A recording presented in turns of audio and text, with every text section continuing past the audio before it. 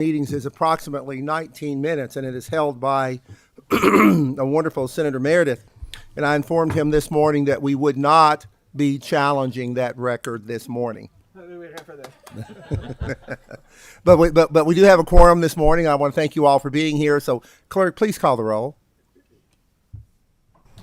Senator Meredith, Present.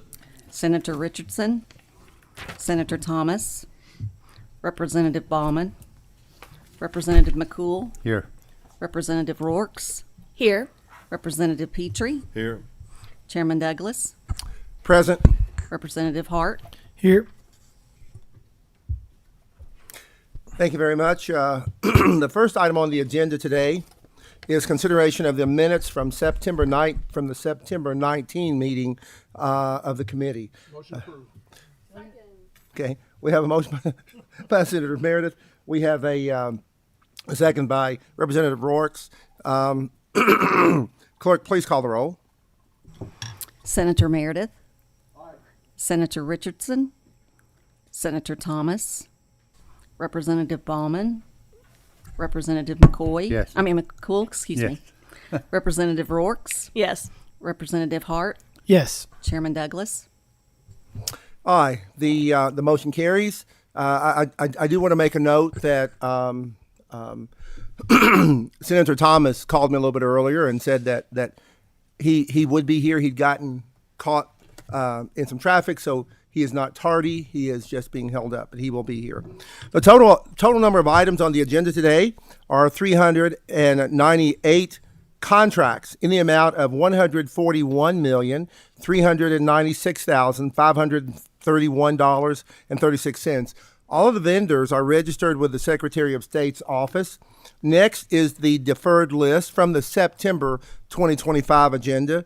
The first item on the deferred list is with the University of Kentucky, and it is number 86 on the September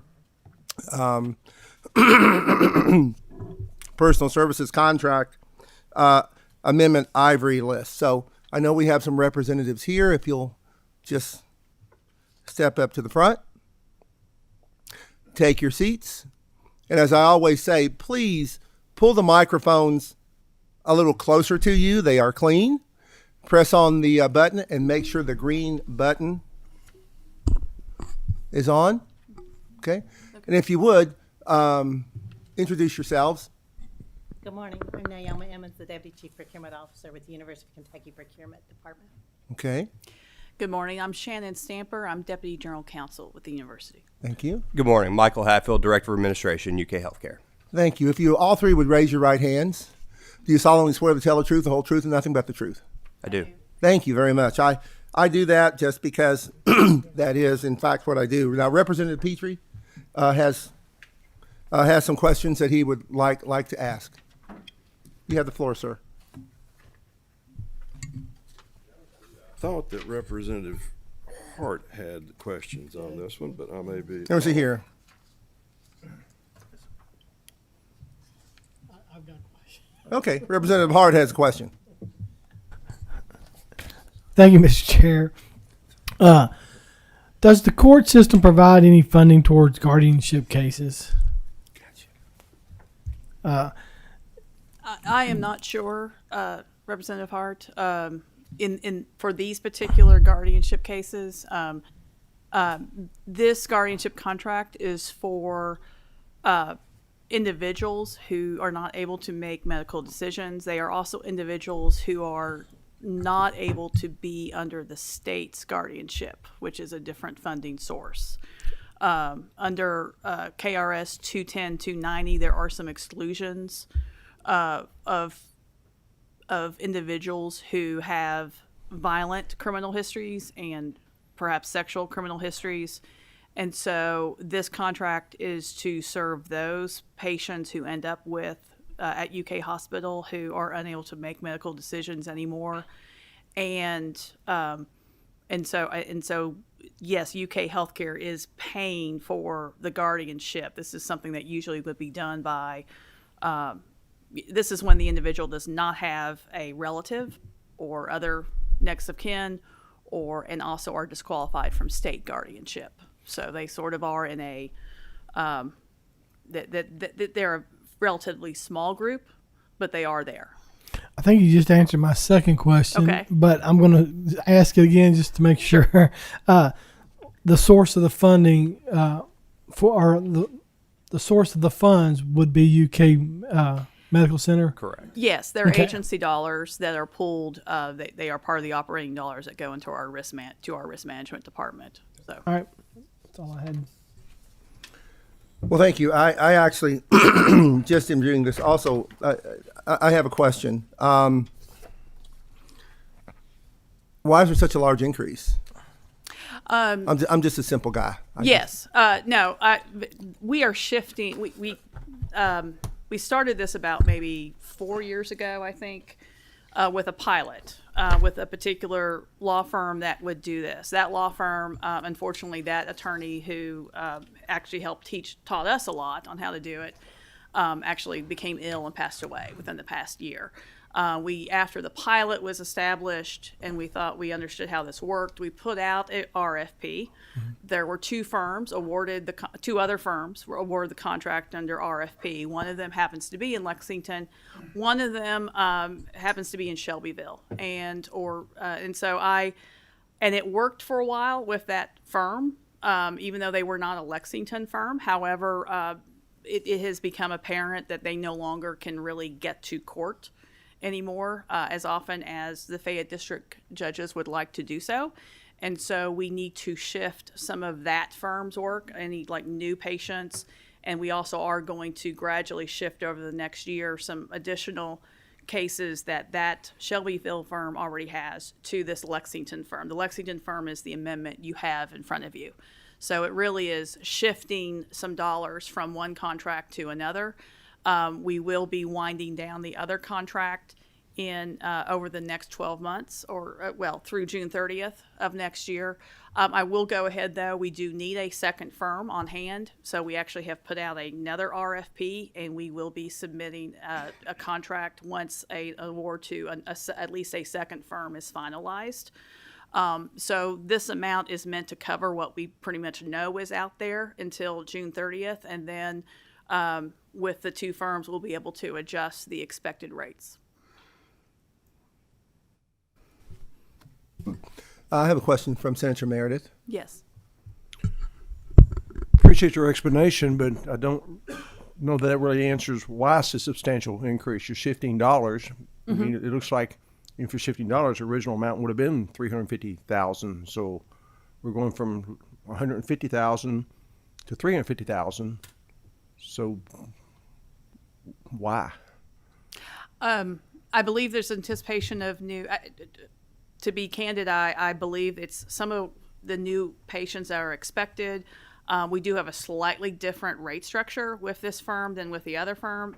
In the end, it's hourly based, but we are only getting billed what that person is paid. Our other contract had a monthly fee based system, which we actually do think the hourly rate works better because we can review that. So I believe, and I'm looking with Naomi here on the price increase, that we were consulted with the risk management group and on the need for it, and it is mostly a large shifting of existing cases and anticipated new cases that are coming.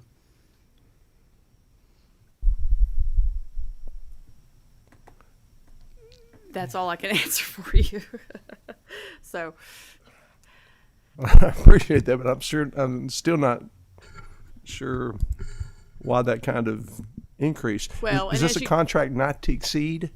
is a not to exceed. I do agree with that. So we may not go all the way up to that.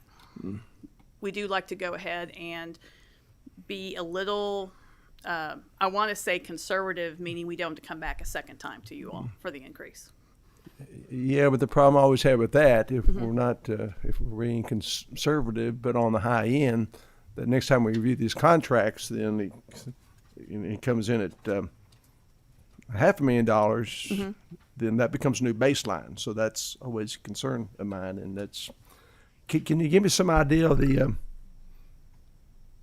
scope of services that the attorneys provide in this type of situation? Yes, if you allow me to look a little more clear on this. with my notes. I want to make sure I get this You're correct. not Googling it, are you? No, I'm not. I have documents on my phone to pull up, but thank you. Yeah, and I realized the type we put into our contract on this original contract looks a little small, so I had to blow it for myself too. So, I mean, among the services that are provided is, of course, and I'm going to summarize this. Of course, you are applying for the guardianship, you are, going to court for the appointment for the guardianship. And there's all the court appearances that go with that. But along with that, the point of having this guardianship is also to serve as the guardian, to actually consult with the clinical staff of the hospital in terms of making the proper medical decisions for these patients. Usually what the guardian's looking for is how to, are there medical decisions requiring care at our hospital? Or in the alternative, have we exhausted the acute care needs of the patient, and the patient is better suited to be transferred to a longer-term care facility? In some of those cases, too, Senator Meredith, because, again, these are people who may be disqualified from state guardianship. Some of those same reasons may disqualify them from some long-term care facilities here in our state, given our state laws and regulations. However, there are neighboring states that have different rules. And so, and particularly this particular guardian, Ms. Horn, is quite good at being diligent and looking for opportunities to place these patients in the best long-term care facility for that patient, even if that facility is in another state, such as Ohio or Indiana. So there is a lot of work that goes into what the guardian is doing to actually fulfill their ethical duty is to that patient. And so we do feel like Ms. Horn in particular does that job very well based on what we have already observed in other cases. And Shannon, please correct me if I'm wrong here, but part of the reason for the increase is this attorney who passed away is no longer providing services, so we're shifting some of that work. Oh, yes, to from one of the the original Mosaic pilot firm, Correct. correct. So we really are shifting 3 into 2. Thank you for that reminder, Michael, on that. Yes. Yeah. So, Do you have any idea how many cases we're talking about a year? unfortunately, I don't have that. Do you have that? At the current time, we have 25. How many? 25. 25. 25. Some of the cases do, especially once they're transferred out of state, our Fayette District judges have sua sponte evaluated whether or not then the guardianship should transfer to another state as well, once they're in that facility for a while. Well, what drove your decision that you anticipate that's going to increase in number? I'm sorry? Oh, on the dollar number or the patient number? Patient number, yes. I think there's always a new patient with an issue that comes in, unfortunately. Well, I know, but again, that's a substantial increase, 150% increase over the original amount. So we're really going to see 150% increase in the number of patients the that we shift saw. to patients would at least be, we were initially trying to evenly divide any new patients between the two firms. We're not going to do that at this point until we have a second firm on hand. And that could take, that we do have RFP out right now. Now, when we put in this amendment, that was like a month or two ago. So we're actually a little further along in the RFP than we were a month ago when we were here. So admittedly, we may be closer to going to the next firm. I don't think their rate is going to be as high because we'd only be taking them to June 30, obviously, and their total amount. And then we would be coming back before you all next year with both these contracts. Mr. Chair, I think I just killed your chance of having a 19-minute meeting, and my apologies. That's quite all right, Senator Meredith. It's quite all right. Representative Petrie, do you have a question, sir? Yes, please. Thank you, Mr. Chair. And I'm trying to save Senator Meredith, and I'll run the 19 minutes rather than you, if I may. I have received updated information about the program since last questions, and let me see if I've got this right, okay? So guardianship, this is the person that applies to become the guardian over the person as well as the finances of this individual, whoever that may be, 20 to 25 years. 20 I to believe 25 these individuals don't have much in the way of finances, Yeah. but yes, it would. It And would they're include required that. to file reports with the court. Correct. They're required to do everything up front, and then annually they have to keep the court informed, and then they're Correct. going to interact with UK Health to make sure that decisions are being made. Correct. Alternate placements and those type things. Fair enough? Correct. Okay. And sometimes it requires to go out of state placement rather than just in state placement. at times. And really, these guardianship services would continue to build unless someone matriculates off the guardianship need. That is correct, Representative Okay. Petrie. So that will continue to increase. You had an occasion where you had one attorney or one firm rendering services. Now you're looking at maybe having two, that a primary maybe and a backup, or at Correct. least two, so you don't end up with lack of coverage at some point in time unexpectedly. And there may be situations, of course, where our primary choice Yes. might have a conflict for other reasons. And you're also looking at, these are all agency accounts, not general fund accounts. Correct. Okay, and so when you ask for a certain top dollar, you're looking at invoice reimbursement payment for services rendered, not a retainer of a set dollar figure per month or per year. With Ms. Horn, that is correct. Okay, and so you're trying to gravitate or transition over to that entirely? I believe so. I think Ms. Horn prefers that, but based on our review of her invoices, we do believe that is cost efficient in Yeah. her case. And these are not cases for which normally a state guardian would be able to be appointed. That is correct. In fact, many of these patients do not qualify for state guardianship. Okay, and again, agency funds, no general fund. Correct. But we will still be interested, I will be interested to know if you have X dollars as a top cap, how much we're spending per patient or per guardian. Okay. See if that's growing or decreasing over time per, Okay. to make sure that we're checking that you're not getting inflated prices over time. That's a very good point, Representative Petrie, and in fact, that is one reason we want to shift to a firm who can go to court frequently Yeah. and keep moving. We have found that, and I'm being very cautious, Representative Petrie, and not Understood. wanting to what I say about the firm when the firms were transitioning from their professionals. I'm trying to be very professional with them. But you are correct that some of the attendance issues end up causing delays and thus increased cost. Very good. Just making sure I'm understanding. Thank Yes. you, and thanks for the updates. Thank you, Mr. Chair. Thank you, Representative Petrie. Senator Meredith does have a follow-up question. It won't be too painful. Thank you, sir. Okay. He doesn't know that. This service, is it provided solely to indigent patients or Medicaid patients? I believe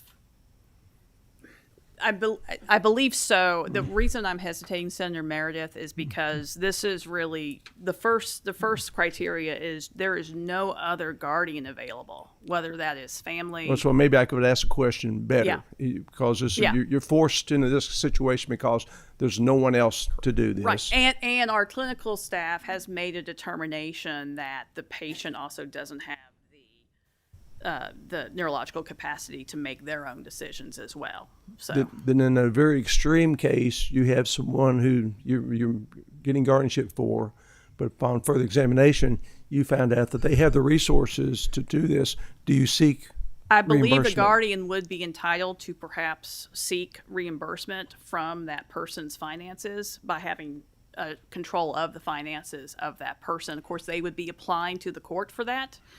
And justifying the expenses to the court would have supervision over that. But yes, I believe as part of their guardianship, and I'm not the expert in this. It's one reason I'm in-house counsel.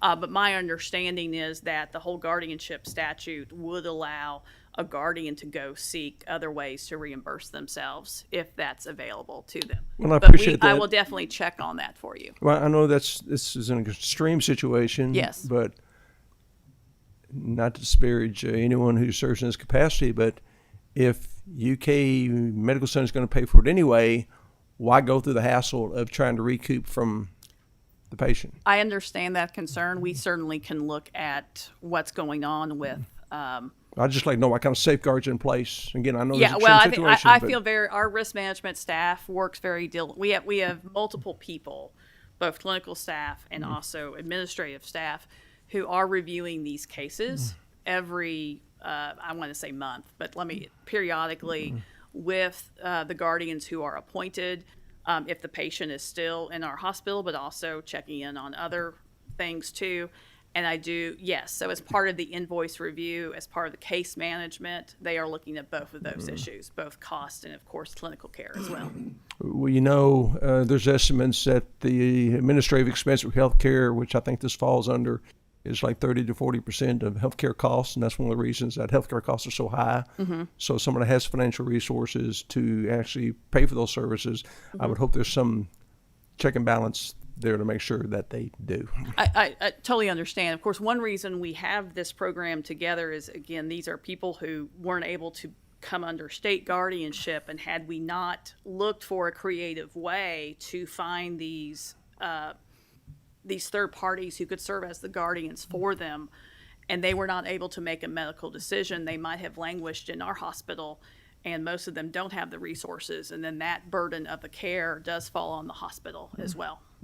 And so in the end, by trying to make the best decisions for them, whether that's different care treatment in our facility or moving them to a long-term care facility in which they get funds for that facility through other means, then we are ultimately saving UK healthcare money.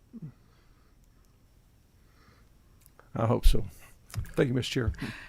Thank you, Senator Meredith. And this is not to continue to beat the horse, but the one concern or the one question that I would have, and I know you have a really short answer out there, are these the same steps that a private a person who had an indigent relative would have to go through, and would they be expected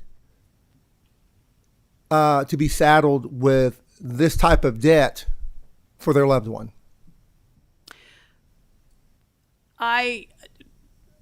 In terms of a relative who was going through, if they were going through a guardianship process, yes. And I don't think decision making, Senator Douglas, doesn't necessarily come with financial responsibility. Those are two different things. So what we really need is someone to make the medical decision for the patient. And if there is a relative of an indigent person who can do that, that is one thing. That does not transfer financial responsibility to that person, to that relative who's making those decisions. So I think the answer is no. So that they would not be burdened with that, and there would be other means they would have. And of course, we do have social workers on staff and who work with families on looking at what resources are out there for them. Okay, I've just found that sometimes when we bring in other professional organizations, the cost seems to go up, and that's all I'm pointing out here. And I want to point out to my colleagues here on this committee. This is one of the reasons why when we start looking at pilot programs, we want to make darn sure that we have the adequate guardrails in place before pilot programs are approved. Not a criticism at all. I want you all to understand that, but it's just I think it is on us to make sure that we have the proper guardrails in place. There are a number of wonderful, beautiful, outstanding pilot programs that aren't legislative pilot programs. They're just not. But I understand. I want to thank you also very much for the torture that we put you all, for taking the torture we put you all I through do this- want to this morning. reiterate that one reason we are continuing this program over the last few years is that we have seen, and even though I don't have firm numbers for you today, Senator Meredith, I think we know that in the end, the financial cost to UK healthcare for paying for a guardian ultimately is less than the having to absorb the medical care costs for patients who are unable to make these decisions, who just might languish in our acute care hospitals. Okay. Thank you very much. With that being said, do we have a motion to consider this contract reviewed without objection? So moved. We have a motion by Senator Meredith. Second by Representative Hart. All those in favor vote aye. All those opposed, no. Clerk, please call the roll. Senator Meredith. Senator Richardson. Senator Thomas. Mr. Chair, can I explain my aye vote? Go ahead, Senator Thomas. Thank you, Mr. Chair. I apologize for being late. I'm going to vote aye. There's no question about this. But I think there are two items that really need to be addressed here. Okay. One is, you recall in the last meeting, I asked for information regarding how we got to the $125 an hour legal fees. And I didn't know whether that was statutory or by regulation. I found out that was by regulation. I would suggest, Mr. Chair, and to the members of the committee, we can't meet as a committee, because we do that, then we have to, comply with all the open meetings laws. But I do think that during sometime in 2026, that we need to revisit that and increase that amount. I mean, $125 an hour is just unacceptable and unreasonable for attorneys at this point in time, regardless of where you live in Kentucky, whether it's Louisville or whether it's in Todd County. We've got to increase the legal fees. The second item that needs to be addressed here is that our guardianship statutes right now are Byzantine.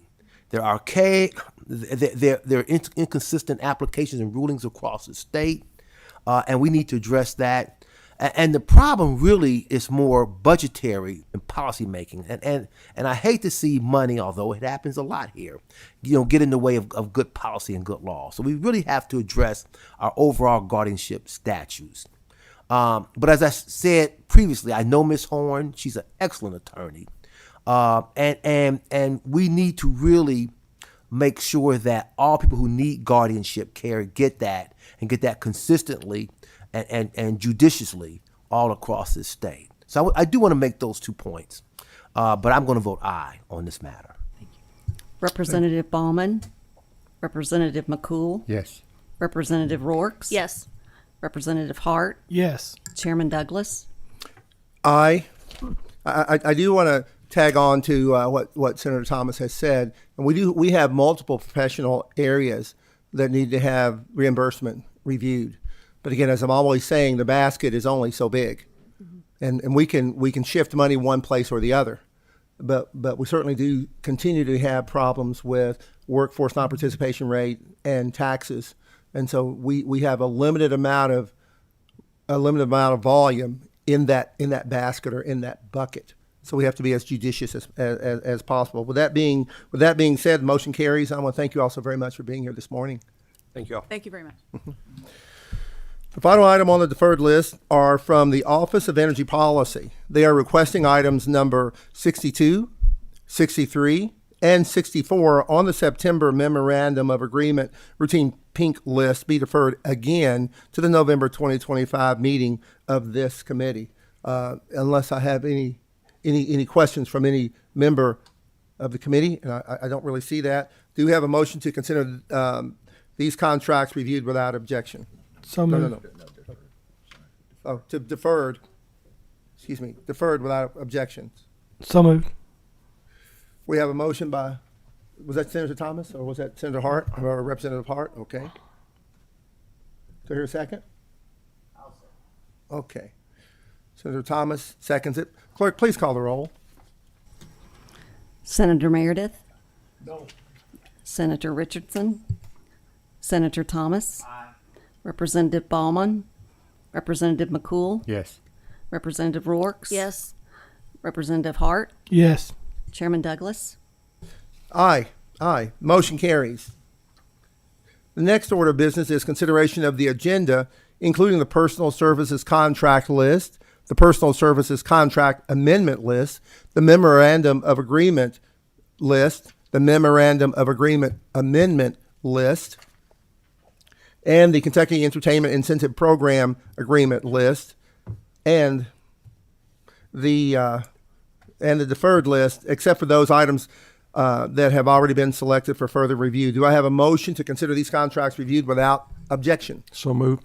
I have a motion by Senator Meredith. I have a second by Representative Hart. Clerk, please call the roll. Senator Meredith. Aye. Senator Richardson. Senator Thomas. Aye. Representative Bauman. Representative McCool. Yes. Representative Rourke. Yes. Representative Hart. Yes. Chairman Douglas. Aye. Motion carries. Now we can move to the meat of this meeting, and I'm sure you all are looking forward to this. The first item on the pulled list is with the University of Kentucky, and it is number 32 on the routine personal services contract green list. I know the representatives here. If you'll just step to the table. Again, as I always ask, please pull the microphones to you, make sure the green light is on, and introduce yourselves for the record. Good morning, committee. Jennifer Fraker, Director of Government Relations at the university. Good morning. Ford Stanley with the University of Kentucky's Office of Philanthropy and Alumni Engagement. Naomi Emmons, Deputy Chief Procurement Officer, University of Kentucky. Is your microphone on? I'm sorry. Yes. Now, would you repeat that, please, for me? Naomi Emmons, University of Kentucky Procurement Office. Thank you. Please raise your right hands. Do you solemnly swear to tell the truth, the whole truth, and nothing but the truth? Yes. I do. Okay. All right. I'm sure all three of you all do. I'm a simple guy, so I have a simple question because this is about fundraising, correct? Yes, sir. Correct. Could you explain to those people, and I guarantee you my people in District 22 are watching, and I'm sure there are others, why the state is paying for fundraising? Well, that's an excellent question, and let me offer this answer, Senator. It sometimes it requires the expenditure of funds, essentially to raise additional philanthropic support. And so we utilize funds for purposes of marketing, in order to make our donor population, aware of certain charitable instruments and that they may take advantage of in order to render philanthropic support for the university. And we're tasked with, growing the university's endowment pipeline. And so we do that through working with donors, and we do utilize funds to assist us, for marketing purposes to those ends. Anyone else have anything they wanted to add? No. So we do ask simple questions. A lot of this, as I have mentioned several times to several people who've come in front of this committee, is we like to offer you all the opportunity to clarify things because the public asks these questions, and they're very, very reasonable questions. And instead of me simply giving them an answer, I would prefer to have those people who are making this request step up and have those answers so that our public really knows how their tax dollars are being spent.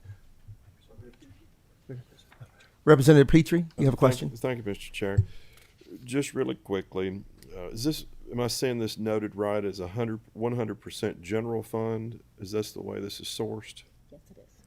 Yes, sir. Not agency funds, not restricted funds, general funds. What appropriation is this attached to? Good question. I do not have that.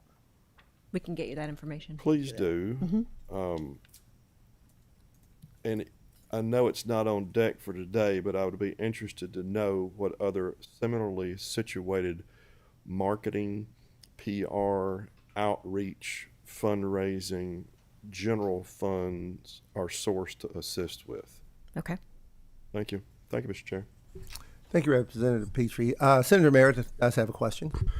I think I'm heading in the same direction that Representative Petrie is. That this is called Plan Giving Marketing Program. What's the anticipated budget for this? What do you anticipate to raise? What's your goal? Well, we would hope to raise millions of dollars. Obviously, that's kind of dependent, from year to year. But we do use the marketing again to spread information and disseminate information again about about the different tools. And so the contracted firm that we're within this contract that we're here to discuss is they assist us with developing an integrated multi-channel branded hearing marketing materials, both in their print format, digital, email, and web formats. And again, they just help us educate our donors about various tools that assist them in making gifts in ways that are tax efficient and to their best interests, and that certainly render philanthropic support for the university. I understand the goal of the program, and I hope you're wildly successful. Where I'm heading is that, let's say you raise $10 million, then shouldn't that 10 million be net of this 91,000? Meaning that I'm not sure that the people of the Commonwealth should be responsible for this particular expense, as this is above and beyond the traditional reimbursement for direct educational services. And I understand everybody wants as much money as they can possibly get, but as Senator Douglas noted earlier, our basket's only so big, and we got a tough budget coming up, and I don't know why this couldn't be part of the expense of this program rather than come from the general fund. Could it not? That is a way to look at it, Senator.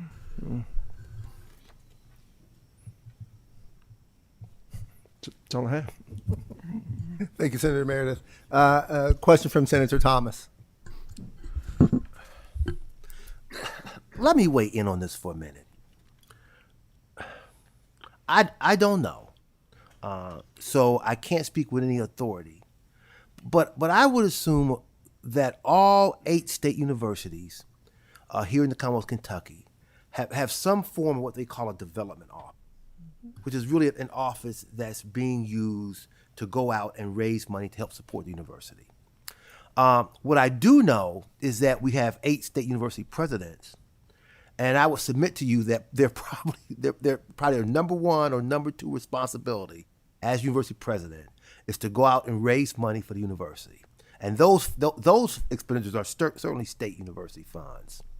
So my point, obviously, is I think historically we have used some state appropriations for the development office to pay individual salaries to go out and raise money. I don't think that's a new or novel concept here in the Commonwealth of Kentucky. And so therefore, I appreciate the questions and the information that's being provided. I think that's responsible to find out, how much of our state money, state appropriations are being used toward development and fundraising. But at the end of the day, from a moral or ethical point of view, I find nothing wrong with that, because these universities need to set aside some monies to go out and raise funds to do all the extra things they need to do, because state appropriation is not sufficient to provide all the things that these universities want or need, particularly in the area of athletics. So I'm a little less troubled by that, but I had to say what I had to say because, again, all 8 state universities have development offices. All 8 state university presidents are paid to go out and raise money for those universities. Those things have been true over time, and so I think we have to acknowledge that as well. Thank you, Senator Thomas. I do want to interject that our asking questions, and I've said this since I've been chairman, asking questions is not meant to suggest that anyone is right or wrong. We're just simply here gathering information. If we decide that a contract is worth it, we'll vote for it. If we decide it isn't, then we won't. We'll vote negative. So we're not making a moral judgment. I don't pull people in just to see you on a Monday morning at 9 o'clock. I got other things to do as well. But I do think the public I do think we have a responsibility to our constituents. We have a responsibility to our public to make sure that their dollars are being spent well. They can assess whether or not they think it's right or wrong. With that being said, Senator Meredith has a question. Just to follow up to Senator Thomas's comments, I certainly understand where he's coming from. But, we're challenged not only at the post-secondary education level, but also K through 12, going the big problem now with Fayette County and Jefferson County. And when we scrutinize some of these expenses, again, I don't know that they're directly related to educating our children, like attending seminars and so forth. And Chairman Petrie, I think this is something I would direct towards you, that you all know my background is healthcare administration. And when I started this business, the government paid us on cost-based reimbursement and defined, here's what we're going to pay for. So, and Chairman Petrie, maybe here's an opportunity to take a look at our funding for post-secondary and K through 12, that we need to define what general funds could or should be used for. And I think I recognize it's more an ethical obligation, but right now we're struggling with trying to find $14 million to provide meals for seniors that we currently apparently do not have. And I'd much rather spend this $91,000 to provide those meals to seniors than to use it for marketing purposes when you've got an avenue to recoup that expense. So that's my concern with it. Thank you, Mr. Chair. Representative Petrie, did you have a question? Thank you. If you need to, go ahead. Yes, thanks, Representative Petrie, and thank you, Senators, for your comments. And let me offer this as well. What these dollars do when they're raised through these marketing channels, I mean, they go into endowment funds. Sometimes they're non-endowed funds, but they're for scholarships. I mean, they're to support chairs, that are filled by, academicians and our educators who teach at the university who are educating our students. And the majority of our students, are like us, members and citizens of the Commonwealth of Kentucky. And so we're deploying these funds, really, the majority, I would say, for the benefit of the sons and daughters of Kentucky. And we take that responsibility extraordinarily seriously. And we're judicious in our usage of funds and our request of such funds, obviously to meet those ends. And I did just want to say that. And we also, some of the funds benefit even the healthcare space. They may fund a professorship or a chair in the College of Medicine, that's training future physicians and future nurse practitioners who go out and obviously serve our citizens in the healthcare space as well. So, as this committee is full aware, there's no moral judgment on my part on this. I know what you're doing. And I'm not saying it's a bad purpose, and all universities have to do it to varying degrees. The question is kind of back to Senator Meredith, or the issue is budget is never static. And we're always looking and monitoring and go, can it be done better? And the natural question is why are we using general funds for this? And then that's just a starting question of where the ultimate answer comes from. But it would make more intuitive sense if it were from agency funds or restricted funds, or if it was netted so that everybody's got a little skin in the game of, the general fund could help out if there is a money crunch by a university so that they can go on a marketing endeavor and planning and drum up support financially from others that ultimately helps the state out and helps the university out. Great. But every year and every moment, budget and the balancing of all interests are always on the table for thought and consideration. And this is one that we'll be looking at. Thank you. Thank you, Representative Petrie. And again, what I really appreciate is the fact that we are partnering together and we're taking a look at this in the big sense. And we're kind of pulling the Band-Aid off and saying this is what we're doing, and we really are trying to do the best we can with the tax dollars that our general public is putting into the barrel. And I think they'll appreciate this. So thank you all so very much. Do you have a motion to consider the contract reviewed without objection? Okay. I have a motion by Senator Thomas. Second by Representative Hart.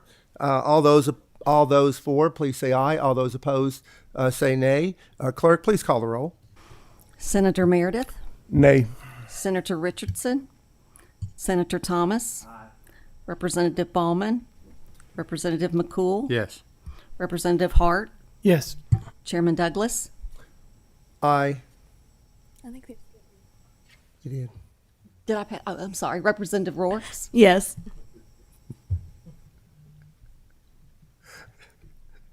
Okay, I'm sorry. Motion carries. Representative Rourke, I was going to ask you.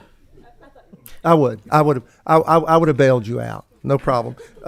The motion carries, and I want to thank you all so very much. Again, we really want people who come in front of our committee to understand why we're asking questions. Okay, we're not placing a moral judgment. If we approve a contract, it's because we believe in it. If we disapprove a contract, it's because we don't feel that it is providing the benefit that it was meant to provide. But we're not making a moral judgment or any kind of assessment in that respect. And I really appreciate you all coming this morning. Thank you very Mr. much. Chair, It's an honor to be here. Thank you. If I may note, and I can't even cast a vote, so I'm just here listening, okay? Yeah. That's thank you all very much. Thank you. Thank all of you. Thank you. The next items on the pulled list are the facilities and support services. They are numbers 33 and 35 on the personal services contract Amendment Ivory list. If the representatives are here, would you please come up here and take a seat? I'll have a question on number 33 and 35, and Representative McCool will have a question on number 35 as well. Okay.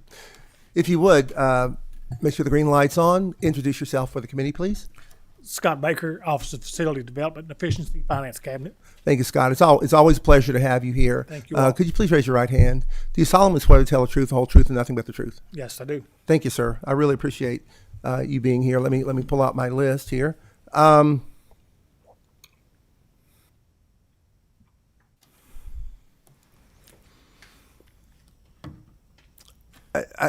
have a question that I always ask.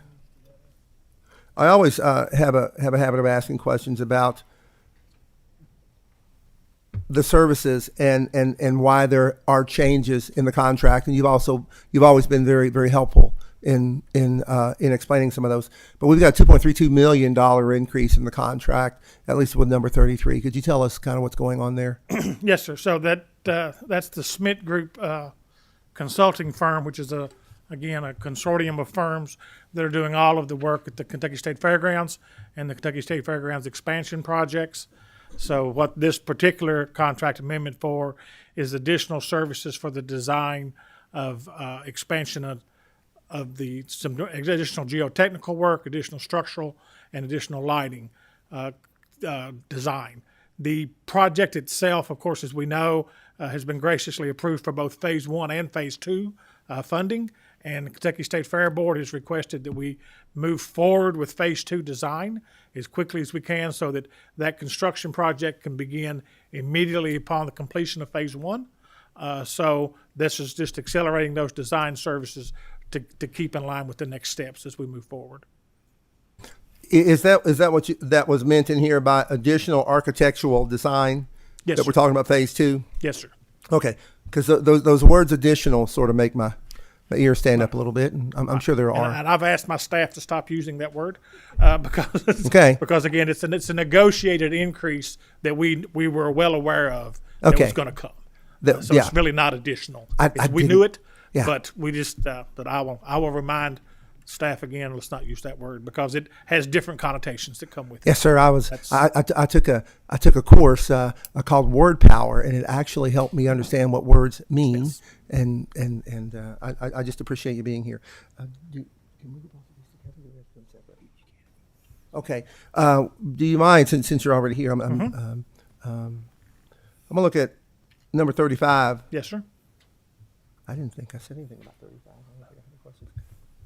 Oh, Representative McCool has a question on number 35. Yes. Thank you, Mr. Chairman. And looking at this, you're asking for an increase again. Could you explain what this is for, where these parks are? Yes, sir. So again, this is the East Wastewater Collection. So this project was originally established for all of the state parks in the East, for their all of the eastern part of Kentucky parks, wastewater collection systems. The original study was performed on all of those wastewater treatment systems. And let me get my notes to make sure I get the names of the parks right. This particular increase is for Greenbow Lake State Resort Park and Natural Bridge State Resort Park, Phase A through D design services for the improvements to their wastewater systems. So again, the original RFP and design contract was issued for the study of all in the East, and now this is the first set of projects that roll off of that study, and that's the full design, again, phases A through D, including construction administration for those two, for Greenbow and for Cumberland Falls. So that's what we're doing is the Mr. Chairman, design. can I follow up with just a little quick question? Yes. Thank you. And this may not be something you can answer, but when you do these adjustments or improvements and those type of things, and you may not know this answer, do they have personnel there that's certified to operate them and know when you do regular maintenance and make sure that these units last longer? Do they know anything? Yeah, all the state park. If it's a sewage treatment plant, it has to be ran by a licensed operator. A licensed operator. So okay. In some of these instances, I do know that our design is to get us out of the sewage treatment plant business and to get that over to a local community system. I believe that's what we're doing at Cumberland. Again, I have project managers that manage the details. But so again, that's what we're looking at holistically. The ultimate goal is to get us out of the sewage treatment plant business. I do know that. That's one of our objectives, because that's just we need to get that off to the local municipalities any way we can. Thank you. And I agree, because you get it to the people who do this every day. It's a specialized field. We Yeah. need to defer Thank you very much. Thank you, Mr. Chairman. You're very welcome. Any other questions? No? Representative Petrie has a question. Thank you very much. As to 33 and 35, 33, is this all within the bonds that have been allowed by the General Assembly, or is this something outside of that bond funding? This is from the bond funding. This is from Okay, the same project funding. question on 35. Yes, this is all from the So these- the capital funding. So that these was are all appropriated. as planned, as Yes. bonded, and this is just to, in some senses, increase an allotment within the full package. Yes, sir. Yes, sir. That's basically All right, what's thank happening. you. Exactly. Yeah. Thank you, Representative Petrie. I believe we can take both of these as one motion, unless someone wants to bifurcate the motions. Okay. So I have a motion by Senator Meredith. Second. I have a second by Representative Rourke. All those in favor say aye. All those opposed say no. Clerk, please call the roll. Senator Meredith. Senator Richardson. Senator Thomas. Representative Ballman. Representative McCool. Yes. Representative Rourke. Yes. Representative Hart. Yes. Chairman Douglas. Aye. The motion carries. Thank you so very much for being You here all this have a good morning. day. The next item on the pulled list is from the Public Protection Cabinet, the Office of the Secretary, and it is number 41 on the Personal Services Contract Amendment Ivory list. If the representatives are here, could you please step to the front?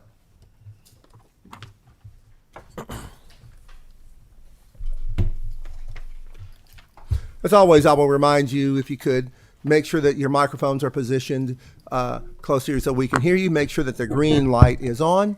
And if you would, just introduce yourselves for the committee, please. Patrick Riley, General Counsel for the Kentucky Real Estate Authority. Tracy Carroll, Executive Director of the Kentucky Real Estate Authority. Okay. If you would, please raise your right hands. Do you solemnly swear to tell the truth, whole truth, and nothing but the truth? I do. Thank you so very much. And I believe that Co-Chair Hart has a question. Yeah, thank you. The increase is $167,000. We got the correction Friday afternoon stating that this increase was due to a jump in caseload for the Kentucky Real Estate Board. This more than doubles the original contract. Could you just maybe shed some light on why there is such an increase in caseload? Absolutely, Representative Hart. In 2023, we had 45 cases. In 2024, it up to 123. The majority of these are the streamlined cases coming from Fannie Mae and Freddie Mac that has increased, plus also an increased caseload with a focus, at least in 2024, on bias. We have 1 year from the inception of the complaint to resolve it or to make substantial progress, or we get dinged by the federal government, ASC, the appraisal subcommittee. So we have to get these done in a year. And once we realized that we had almost triple to quadruple the amount of cases, we modified the contract. Okay. All right. Well, you answered my questions. That's all I have. I do have a question from Senator Meredith. Thank you for that explanation. But I see that this is paid for through federal funds and agency funds. Can you give me the breakdown? What percentage is federal and how much is agency? Yes. Based on the 252,000 numbers, 70% is federal grant funds, 30% is board funds. Thank you. Thank you so very much. I do believe no. Are there any other questions? Well, I have a motion to approve this contract from Senator Meredith. Second. I have a second from Representative Hart. All of those who are in favor, please say aye. All those opposed, say no. Clerk, would you please call the roll? Senator Meredith.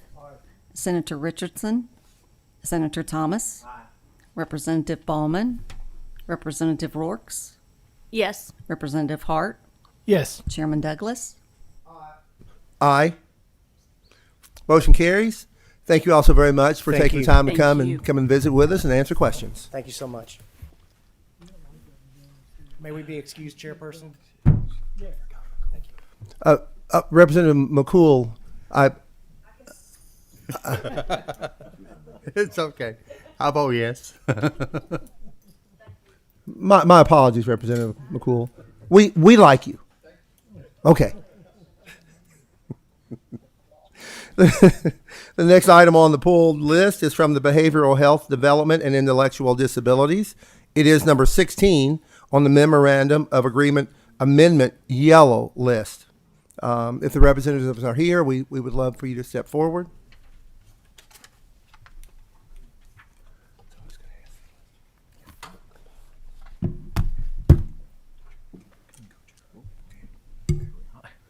Thank you all. Make sure that I always like to make sure that the microphones are placed right. If you make sure that the green light is on, would you please introduce yourselves for the record?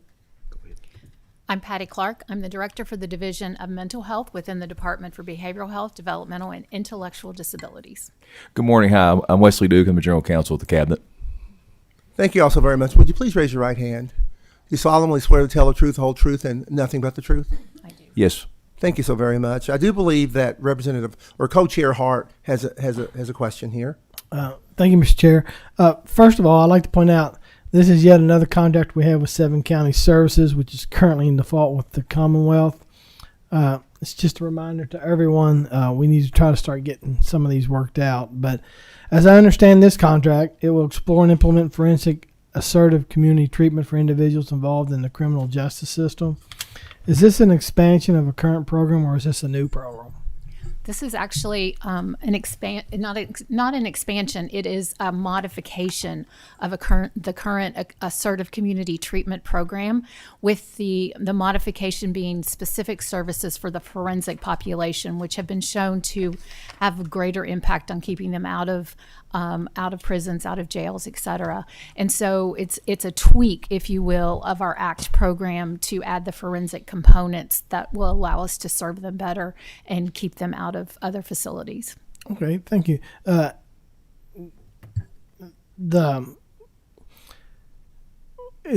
it being a modification and not necessarily a new program, where is the money there, or where's the money actually come? The money actually came to us as a grant from the National Association of Mental Health Program Directors to specifically look at innovative strategies to support this population. And so we applied for and received the funding to implement FACT teams in 3 regions, Communicare, 7 counties, and North Key, because those have the highest populations of folks in need.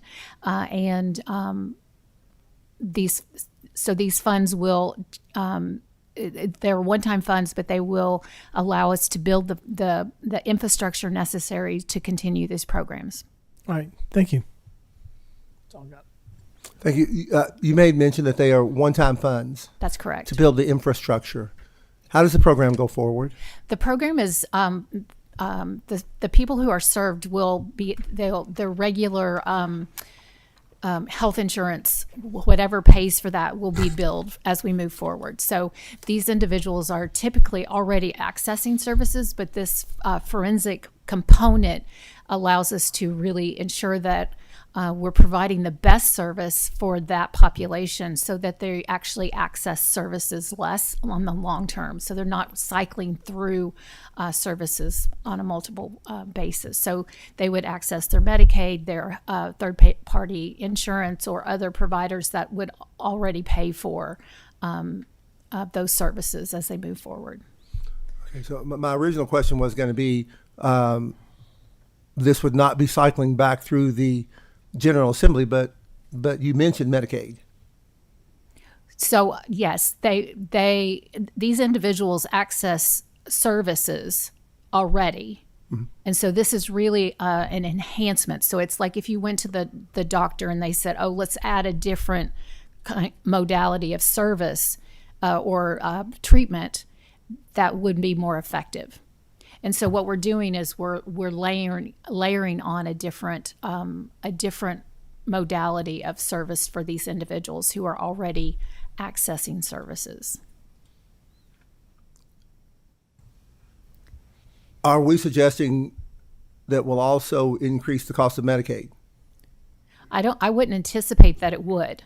I think, in fact, it could potentially decrease because we are more effectively treating the first or second time through as opposed to them cycling through multiple times and, in addition, having multiple incarcerations.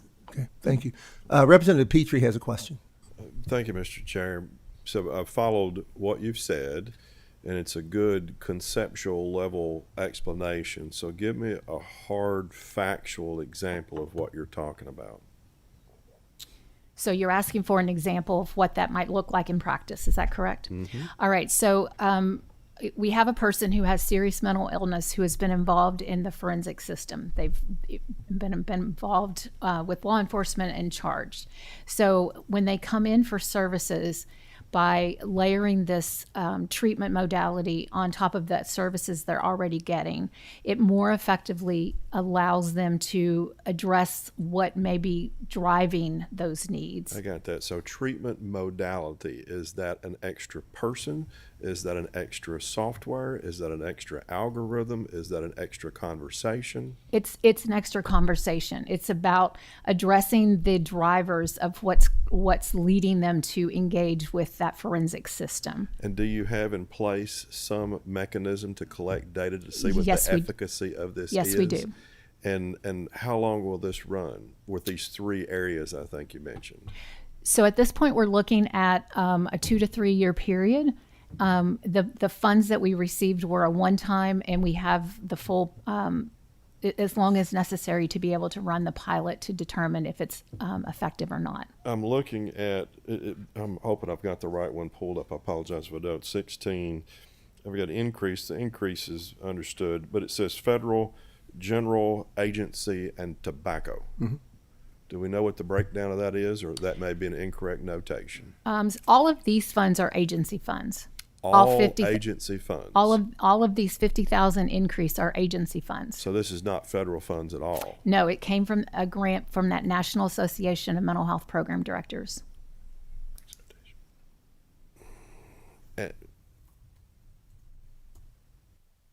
When was this approved? The grant was awarded last November. I understand the grant. I'm talking about the agency funds, because these are basically an alternate way of looking at general funds is the way I look at agency funds. So I'm looking at when was the approval made to use agency funds to implement this pilot project in 3 areas? So you're asking about the allotment? Yes. It would have been last spring. April? Yes. I don't know the specific date. Do you have any, I'm sorry, Mr. Chair, may I one more, I think? With the extra conversation, I don't know how many people this will apply to in the 3 areas, but ever how many extra conversations, do you have any idea how many additional personnel will be needed to make sure that this additional workload can be administered? We don't have an exact number yet. That's why we're doing this initial pilot. We've started with bringing some national level experts in to support the teams in determining what that looks like. Yeah, and if, Mr. Chair, if I may, one more thing. Proceed. Okay. This may not be exact on, but I'm going to use this as a point of conversation. All right.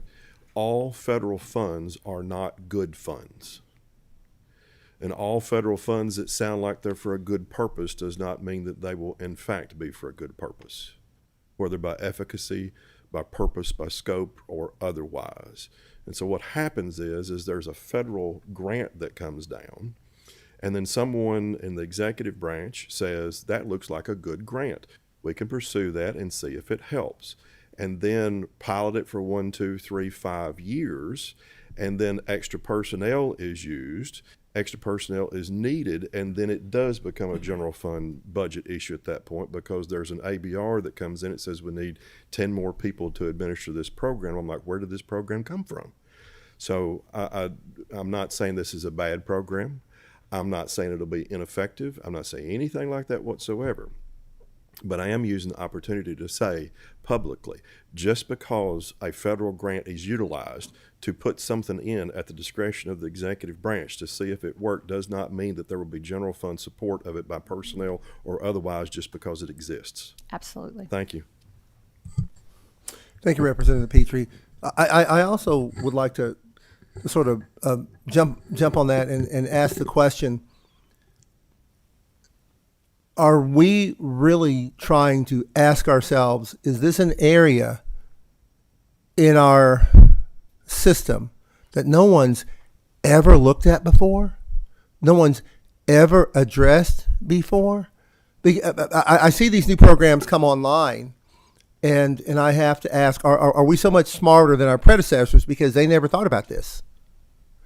Or are we taking the new programs that or the new pilots and saying, okay, we're going to bring this on, but we're going to take this offline because we don't have to do a study, because by definition, this program has been in place for 10 years. We've not seen significant improvement, and therefore we are going to do away with it, which is one of the things that Representative Petrie is sort of alluding to. I see a lot of add-ons, but I see very little or very few takeaways. And could you help me with that thought process within your organization? Absolutely. And so we look at the effectiveness of our programs on a regular basis with a variety of different data points, and we attempt to, as you say, take away the things that don't work when they don't work. And so as we look at a program like FACT, we look at the national research that comes along and says, okay, this is effective. And then we try to determine whether it will be effective in Kentucky or not. And so the idea of using, a grant funding for that purpose allows us to try it out and determine if it does or doesn't have the effectiveness that Representative Petrie was alluding to, and then to scale it back down if necessary. So that is always part of our process as we move forward. The other thing I want to just point out is that DBH funds our system of care, and we are addressing the needs of those who are most vulnerable. And so at the same time, those are some of the folks who are the most acute when it comes to their mental health needs. And as a result of that, we have to make sure that the services we are providing have the utmost impact that they can. And sometimes that means that we have to do multiple layers of service treatment, because they are the sickest of the folks that come into contact with our overall system. And as we think about this, Senator Douglas, I think it's important for us to recognize that we want to get to the point where when that person with serious mental illness comes into our system and is involved with the forensic system as well, that we are addressing them fast, quickly, so they do not continue to cycle through that system. And that's why this program specifically has been brought to Kentucky. Well, since Representative Petrie has used the word introduce certain concepts, I want to introduce another concept, and I hope this doesn't offend anyone. I think two of the most misused words in our whole system is most vulnerable. We throw that around as if it is a piece of candy, and we continue to narrow the scope in terms of the minute treatment that we're doing for folks. And but I'm not sure that we adequately assess whether, as we continue to narrow that tunnel, whether the effort that we're putting in that area is giving us the return that it's costing us. And so I'm going to start cautioning people against using the term most vulnerable, because it doesn't mean anything specific. People, I think, have misused those two words. And but are there any other questions this morning? Okay, Representative Rourke has a question. Thank you. I wanted to ask, I do know about the effectiveness of the specifically the ACT team, and I know that what we see most often in terms of this population in particular is that these are usually the folks that are our revolving door for our law enforcement folks, for our homeless outreach division, who are trying to offer services but often refuse and then end up, just kind of funneling back to the system. They're either at risk of being sexually exploited or robbery in the community, and also sometimes also propose a danger to the public and or themselves. So I guess my question is, at what point of intervention will 7 counties intervene, and what will that look like? So the intervention happens when they are referred or when they are connected to that organization. So it depends on how they come into the system, what door they walk through, whether that's through their law enforcement encounter, whether that's coming out of, for example, one of the state psychiatric facilities, or if it's from the KCPC, the Kentucky Correctional Psychiatric Facility as well. And so the idea is that if they're identified as having a serious mental illness and they have forensic involvement, they will be connected with the individuals who are working on this FACT team, and that will be the impetus to get them into that care. Chairman, may I ask another question? Yes, proceed. So what exactly happens right now? What does this process look like right now without this grant in place? Right. So that it's a very similar process, except at this point, the FACT component layers another level of training and expertise for the providers who are actually interacting with these individuals, giving them additional tools and resources to support those individuals. So the goal would be that they would not have the multiple impacts with the system beyond the treatment services they receive from the ACT team. So it's really equipping the providers with additional tools and resources that help them better serve those individuals. Okay, thank you. Thank you very much. Any other questions? I have a question from Senator Meredith. The total cost of this program, once this $50,000 is added, you said that's secured by a federal grant, correct? The balance of that, $18 million. How much of that is secured by federal grants? So you're speaking about the whole the whole $18 million. I think it's a 60-40 split, 60% state general fund, 40% federal fund. All right, thank you. Thank you, Senator Meredith. Any other questions? Well, that being the case, do we have a motion to consider the contract reviewed without objection? So, I have a motion by Representative Rourke, second by Co-Chair Hart. All those in favor vote aye. All those opposed say no. Clerk, would you please call the entire roll?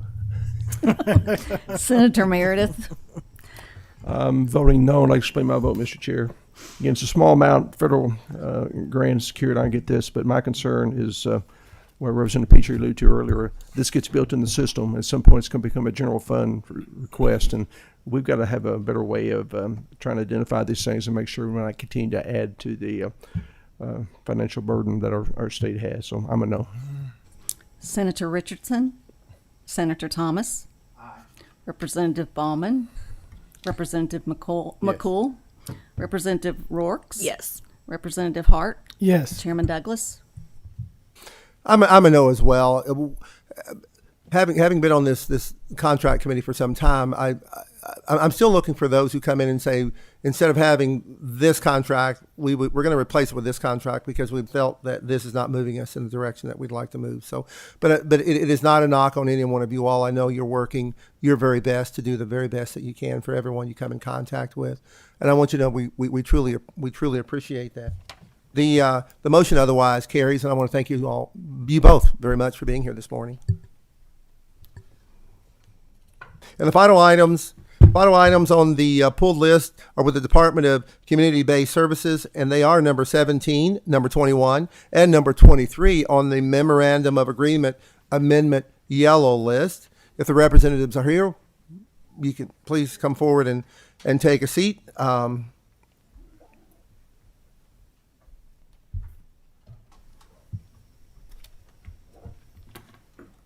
Again, and make sure that the microphone is close enough so we can hear you. Make sure that the green light is on. If you would introduce yourself for the record, please. Charity Roberts. I'm Charity Roberts. I'm not sure that your microphone is on, is it? Oh, there we go. Thank you. Charity Roberts. I'm a branch manager in the Division for Prevention and Community Wellbeing. Thank you. Thank you very much. Would you raise your right hand? Do you solemnly swear to tell the truth, the whole truth, and nothing but the truth? I do. Thank you. Thank you very much. Co-Chair Hart, Thank have you. a question? Let's see. DCBS states that this request is to provide additional funds for FY26 as allotted in House Bill 1 of the 2024 regular session.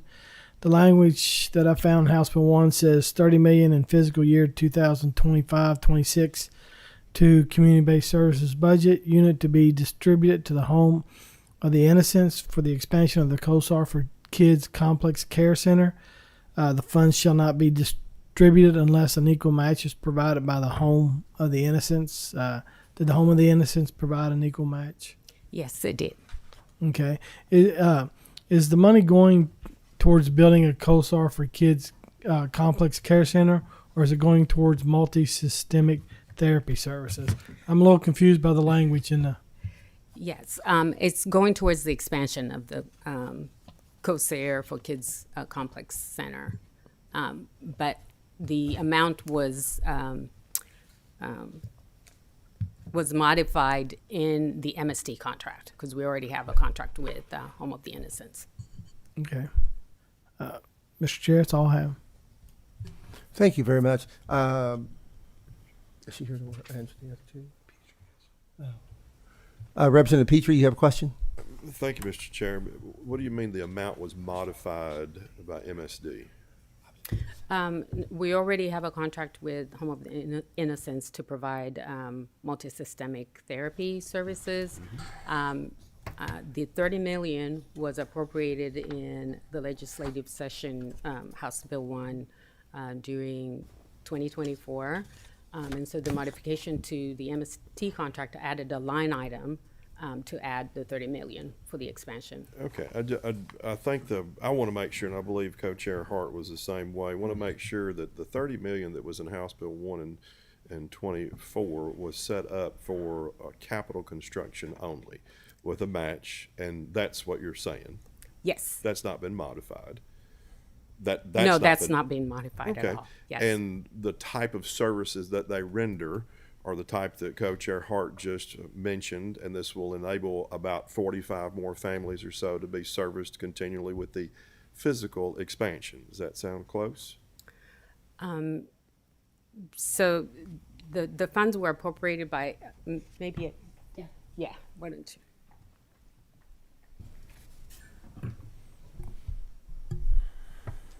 Astrid Masterson with the Office of Administrative Services for the Cabinet. To answer your question, this is truly a mechanism to be able to make that payment to the Home of the Innocents with the language that was passed in House Bill 1. It's truly so we have a way to be able to issue that $30 million payment to them. Understood. And so in some of the descriptors, that's what's causing some concern. Right. And then one of the concerns that hasn't been raised yet is when that pitch was being made about this expansion, it was to service children statewide because they already do that. But then in the descriptor, it pretty much limits it to right around Louisville. Now, that may be where a volume's at, but I'm going to assume no scope has changed. They will service anybody in Kentucky under normal circumstances. They'll continue doing the same treatment, and this allows a mechanism to pass through the appropriation to the entity so it can utilize those funds with its match. Yes, sir. All right, it is truly utilizing the existing contract and nothing changed on how you all passed. Very good. Thank you, Mr. Chair. You're very welcome. Any other questions regarding this? I think we're going to take a separate vote on 17 and then group 21 and 23 together. So with that being said, do I have a motion to consider contract 17 reviewed without objections? Okay, I have a motion by Representative Rourke. Do I have a second? Second. I have a second by Senator Meredith. All those in favor say aye. All those opposed say no. Clerk, please call the roll. Senator Meredith. Aye. Senator Richardson. Senator Thomas. Representative Ballman. Representative McCool. Yes. Representative Rourke. Yes. Representative Hart. Yes. Chairman Douglas. Aye. The motion carries. I want to thank you all for the information you presented today. It was very, very helpful. Thank you. We now have questions, and I think we have some different people coming on number 21 and 23. Just moral support. Yep. Okay. If you would, make sure that the microphone is closed. Make sure that the green light is on. If you plan to have anything to say, I want to make sure that your light is on. Please introduce yourselves for the record. Certainly. I'm Roger McCann. I am the Division Director for Family Support within the Department for Community-Based Services. Okay. And Astrid Masterson with the Office of Administrative Services. Please raise your right hands. Do you solemnly swear to tell the truth, the whole truth, and nothing but the truth? I do. Yes. Thank you both. Thank you both very, very much. I do have a couple of questions here, and I want to begin with contract number 21, which is with the University of Kentucky Research Foundation. There's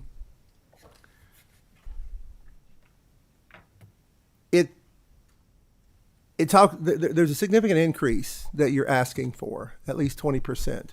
Could you help me a little bit with that increase? Because we're talking about educating a quote target audience, which includes supplemental nutritional assistance program families. Because we get a number of contracts about educating people about a program that they should be educating themselves on.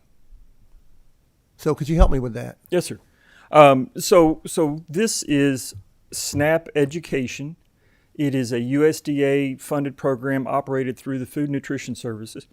It's been in place for many years. The University of Kentucky has been our contractor there, and they operate this through the county extension offices. The main purpose of the program is to do education around meal planning, stretching a budget, eating on a budget, physical activity, and overall being healthy with food. This program was eliminated in July in H.R. 1. The House Resolution 1 eliminated this program. It was signed July 4th by the President. Now, in August, on the 13th, we received a letter from the USDA that said that states could utilize any carryover funds into federal fiscal year 26. So what we did was we went about taking the existing contract, extending the date on that to September 30 of 2026 through the rest of the year, and then any funds that were available, rolling that into this contract. And then the other thing that happened in September was we received a letter from the USDA that said that states that had any 2024 carryover funds could also be used. So what you're seeing here is just the wrapping up of any unused funds that were previously approved and allocated by Congress so that we can allocate this on this contract and essentially wind this program down over the next 12 months. Well, thank you very much. I'm glad that you came to explain that. Explain it to me, and you've explained it to the rest of our committee, but mostly you've explained it to our taxpayers. That was, I really appreciate that. It was succinct and appreciated. I'm going to move to contract number 23, which I assume you're also. All right. I don't know if this is the same, but we're really looking at a 70% increase in the ask. Could you help us with that? Certainly. Because this also, I just want to make sure that those who are watching also know that this also, well, no, this is something a little bit different. This is the Home Energy Assistance Program, and let me grab something here. It's an outreach for low income, and I want to know when we talk about low income, are we talking about those people who are already on social services funds, or are we talking about those, because there are low income people who aren't receiving any funding. They're doing it on their own. They're basically doing it privately. And could you tell us how that affects those two populations? Sure. So the LIHEAP program is essentially standalone. It is not dependent. You do not have to be enrolled in Medicaid or SNAP or something else like that. It is purely based upon percentage of poverty. and the income calculation of that household. They have to meet other requirements like living in the state and having a utility bill and things like that. But it is not dependent upon participation in another program.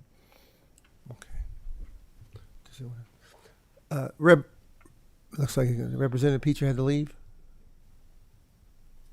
Because I thought he had a question. Okay. Anyone else? Any other questions? I'm going to take these two. I'm going to take these two together. And that you've answered my questions. I thank you very much. Do we have a motion to consider the contracts reviewed without objection? Okay. I have a motion by Senator Thomas. Second. That was that okay? Co-Chair Hart, second it. All those in favor say aye. All those opposed say no. Clerk, would you please call the roll? Senator Meredith. Aye. Senator Richardson. Senator Thomas. Aye. Representative Ballman. Representative McCool. Yes. Representative Rourke. Yes. Representative Hart. Yes. Chairman Douglas. Aye. Aye. With that, the motion carries. Thank you so very much for those clarifications. They're very, very important for us. We know that there are going to be some changes going on at the federal level, and I assure you, as your legislators, we really want to know how we're going to be able to face some of these changes that we'll be forced to take a look at. But I do appreciate your participation today. Thank you very much. Before the adjournment, the